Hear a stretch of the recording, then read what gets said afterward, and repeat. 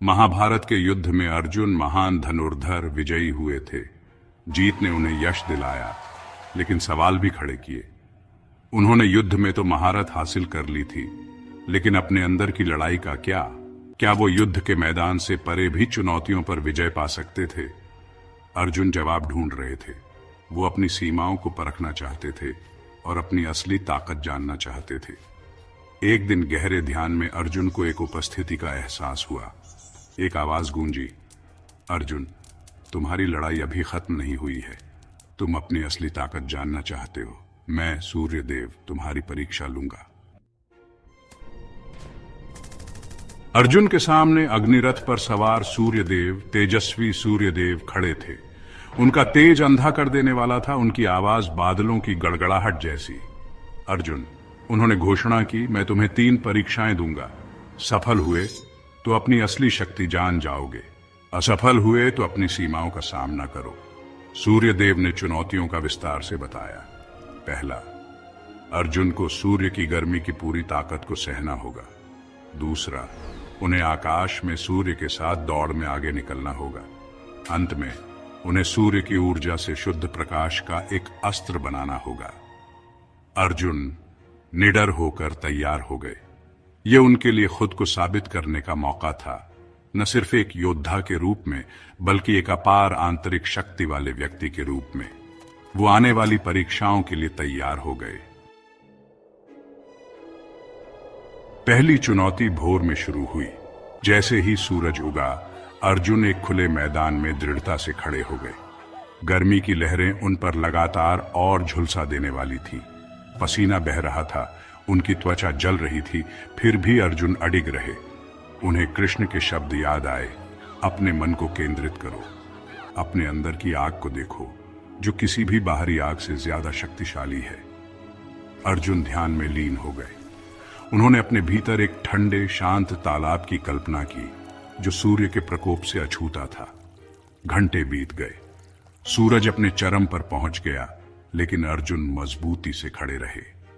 उनका शरीर उनकी अटूट इच्छा शक्ति और आंतरिक शांति से मजबूत हो गया।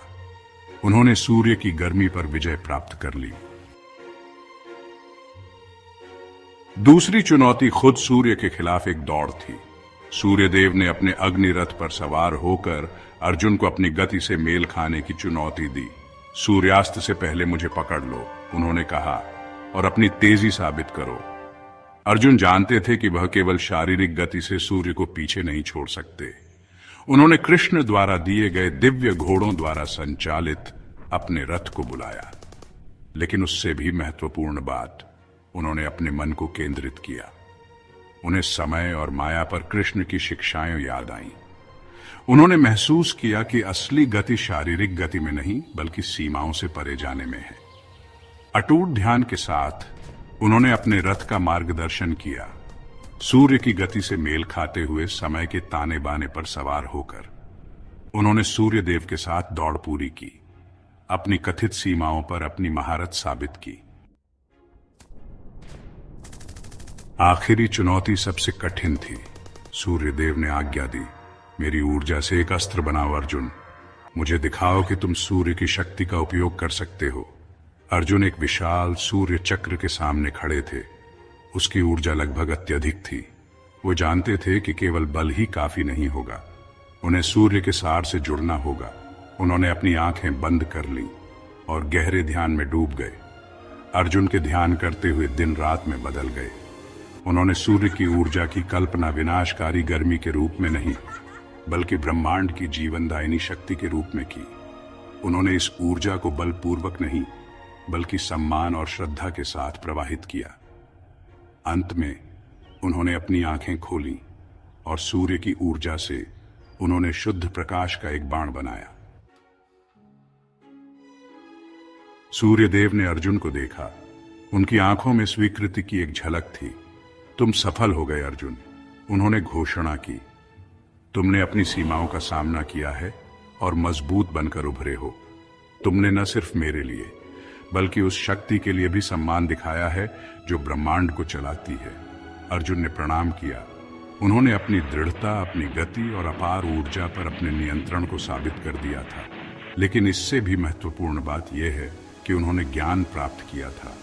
उन्होंने सीखा कि असली ताकत न सिर्फ उनके कौशल में, बल्कि उनके आंतरिक स्व में, ब्रह्मांड से उनके संबंध में और प्रकृति की शक्ति के प्रति उनके सम्मान में निहित है। उनकी यात्रा अभी खत्म नहीं हुई थी, लेकिन अब वो ज्ञान के पथ पर चल रहे थे। सूर्य देव की परीक्षाओं से हमेशा के लिए बदल गए।